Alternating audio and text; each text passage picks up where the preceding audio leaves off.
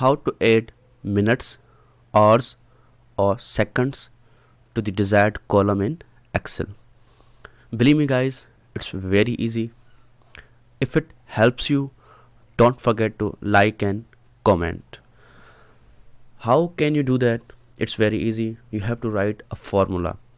You have to write an equal sign, then you have to select first cell of desired column, then you have to insert plus operation, and then you have to write time. Here you can see time. Double click on it. Okay, so now write you can see here in suggestion hour, minute and second in this pattern. So I only have to add 5 minutes, then I will write 0 here, and then in minutes I will write 5, and then in seconds I will write 0. So that's how I will add only 5 minutes to the desired cell. Press hit enter key. Okay, here you can see.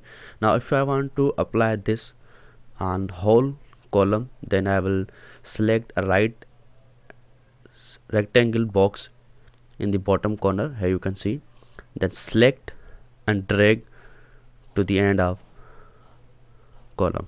Here you can see, so 5 minutes are added to the whole column. Here you can see.